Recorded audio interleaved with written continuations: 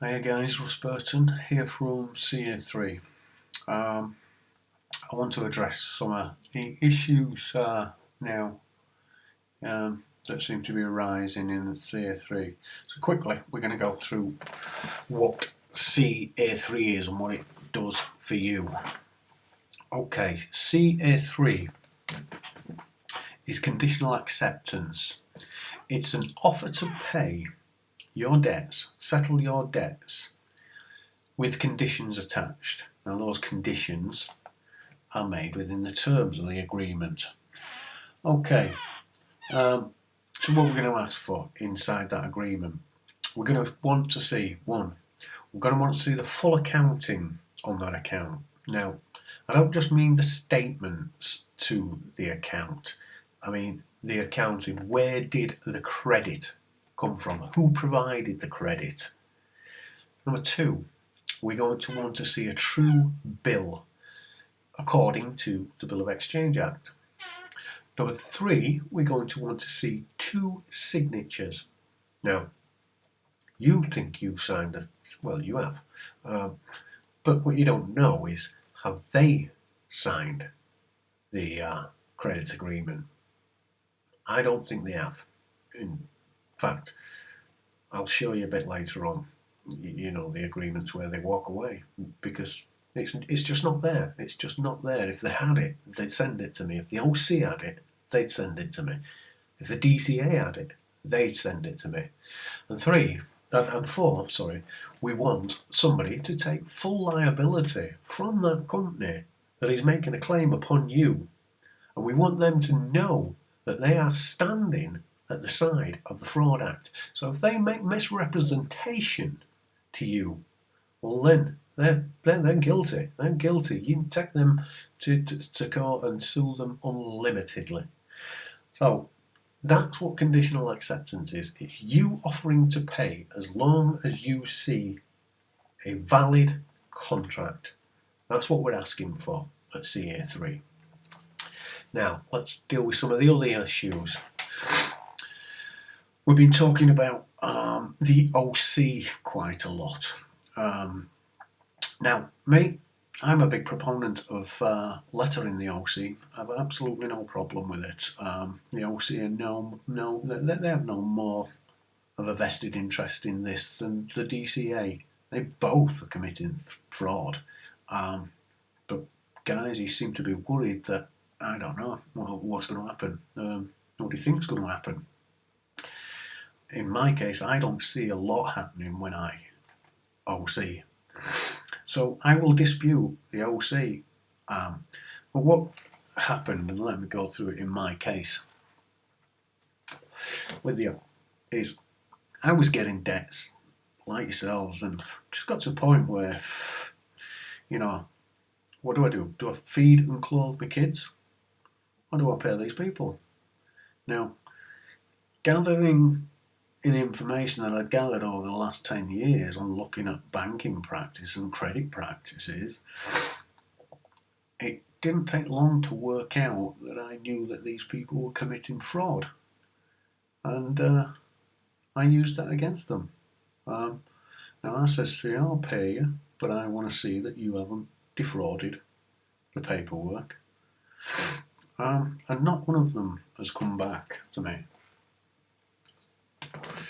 So what happens when you go through to the OC? In my case, I sent letters to the OC, and the OC dropped the debt quickly. Now, they didn't cancel the debt, they sold the debt. They sold the debt to a debt purchaser, which in most of the times that I did was Lowell. And Lowell, well, they collapsed quite easily, if I'm honest. I've never, ever been past letter 2 with Lowell. So, letter the OC, that puts a rebuttal onto your file. Then, when you start hearing from people like Fredrickson International and Brian Carter Solicitors, you'll know, and you'll notice on their letters, it says that they're acting on behalf of a client. Now that means they're acting for their OC. So Brian Carter can't quash a debt. Frederickson International can't quash the debt because they don't own the debt. They're just acting on behalf of their client. So their client's going to instruct them on what action to take. Now, if you leave that and you just keep three-lettering DCAs that have no interest in your loan because they're just working on a commission basis, then you're going to get nowhere because you've got no valid dispute. And in that letter, it will say, they feel that they are justified in pursuing this claim because there is no valid dispute. Well, raise the valid dispute and raise the valid dispute with OC if that is your issue. Now, let's move on from that. So, let's go on to one of the OCs. You all know, I've heard of these people before. Yeah. Okay. So those guys are OC. And at first, when I started getting letters, I was starting to get letters from, you see that, Brian Carter.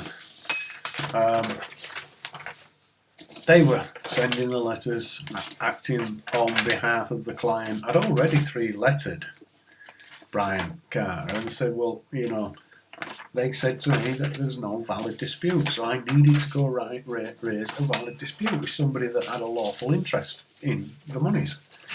So I lettered Shop Finance Direct. Is this? That's the.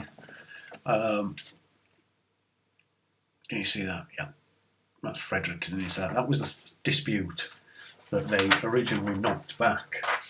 So I went through. Let me find it for you. Sorry guys, all these are Frederick International, Frederickson International, Frederickson International. Ooh, and it gets scary now because I've got a confirmed resident. Whatever.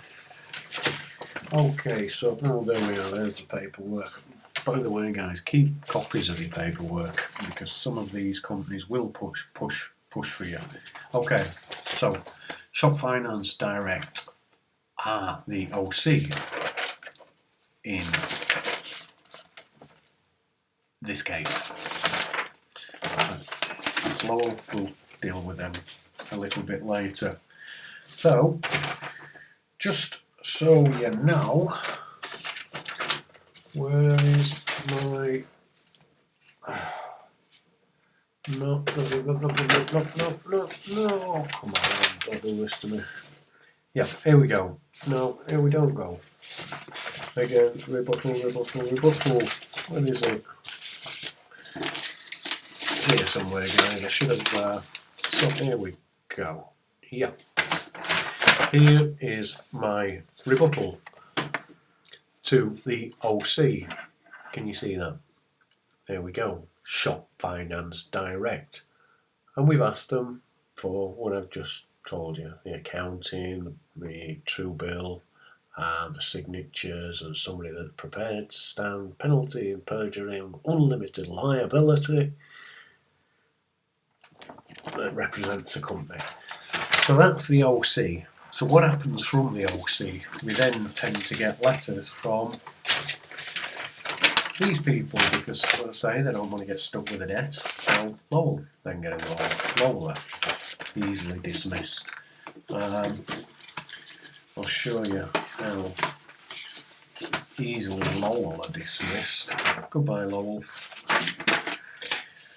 Goodbye, Lowell. Goodbye, Lowell. Goodbye, Lowell. Goodbye, Lowell. Goodbye, Lowell. Oh, Rossendale's Professional Debt Collectors. Not this time. Credit Solutions.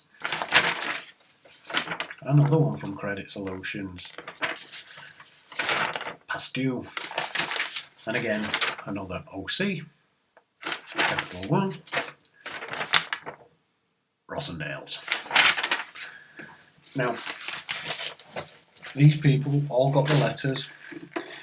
I didn't get into section 10s or anything like that. I sent off my rebuttal. They came back and they said exactly the same thing as they said to you. Well, just template letter, whatever, I don't care. Rebut it. I don't care whether you think I'm academic enough to type out my own letter. It's a template letter. That's not what I asked you. I asked you for the verification of what was going on with that debt. Have you provided it with substance? No, you haven't. So you either do that or letter 2 comes. So letter 1 is your rebuttal. Letter 2 is you remaining in honour if it ever has to go to court. Letter 3 is your tacit and binding agreement. Once those letters are in, you binded the contract. You've given them enough time to rebut your claim or make a counterclaim, which they would have to provide you with the details that you have asked for in order to make a counterclaim. Therefore, they didn't in my cases, which I've just showed you. So that's the OC, guys. If you need to OC, don't be afraid of them, because it's just a dispute. All you're actually saying to these people is, I've since found out some things on the internet that I'd like you to answer regarding my debts. So just ask them. Okay. What I also want you to pay attention to within the letters, I want you to understand that when we put the CEO's name, and in Lowell's case was James Cornell, we're looking for somebody to pin liability on, because we want, as we told, under perjury, penalty of perjury, we want unlimited liability. We want him to be responsible for that. So that's why we name the CEO. But if you haven't got the CEO's name, an account manager will do, or somebody like that at the company. Preferred, if you do. Now, you don't want these letters going off to PO boxes, because there is no liability assumed with the PO box.